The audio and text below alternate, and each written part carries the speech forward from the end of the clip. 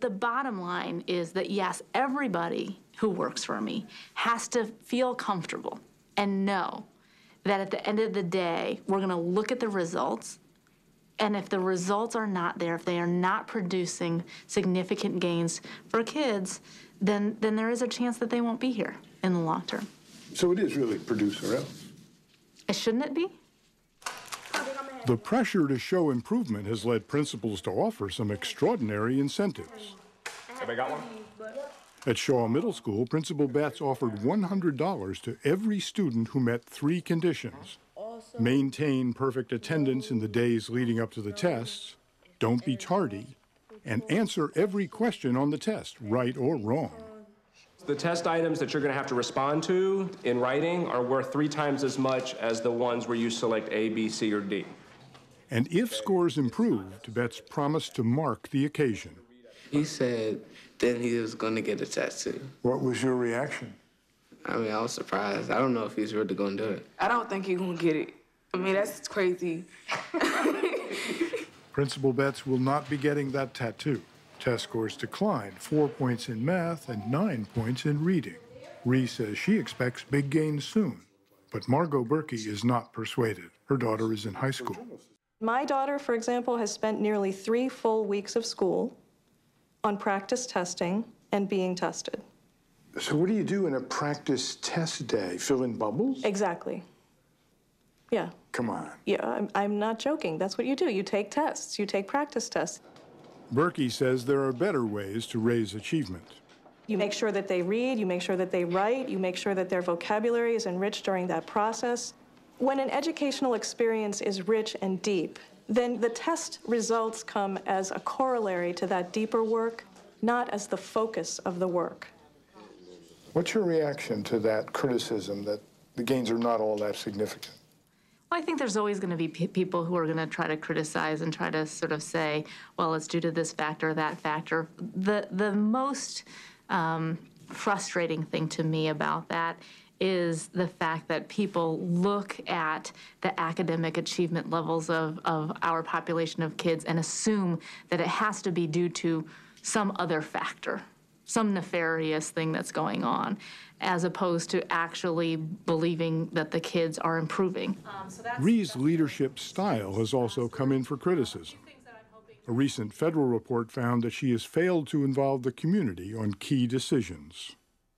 The history of school reform in the District of Columbia and in urban systems throughout the country is of reform which doesn't last. It doesn't get institutionalized, it doesn't get embedded. Things that work don't get kept. At Rhee's performance evaluation in the spring, some community members testified that she was not building a lasting foundation for change. Unless the community is invested in the reforms that are undertaken now, it's not going to last. I actually don't think it's a fair criticism. I don't think it's a widespread criticism. I think that the vast majority of the people in the city are pleased with what they're seeing. Close to half of elementary school students now test at grade level in reading and math. When Rhee took office in 2007, less than a third passed the test in math. In middle and high schools, the gains are more modest, from about 30% proficient 2 years ago to 40% today. The bottom line question remains, are schools better? Though the progress has been strong, it's still nowhere close to where we want to be. You're not declaring victory? Absolutely not. George Parker, the union leader, is also holding off. I think that when we can say that teachers are getting the kind of professional development that is needed, I think when we say that kids are getting the kind of wraparound services that are needed, some things that can't be measured on a test score, then we can make a better assessment of is the school system getting better. Do your teachers trust Michelle Rhee? Some do and some don't. How about you? Do you trust Michelle Rhee? I trust Michelle to be who she is. What's that mean? I don't want to get in deep, but she is who she is. For nearly 2 years, Parker and Rhee have been negotiating a new contract, one that could tie teacher pay to how well students perform on tests. Is this new contract going to make it easier for you to get rid of ineffective teachers? The new contract, I think, will have a much greater focus on ensuring that every single classroom is staffed with an effective teacher. Is pay for performance going to be in the contract? Oh, I think pay for performance makes sense. I think it's a matter of how you implement it. Can you give us any idea of how close you are? To the contract? Very close. How about a date?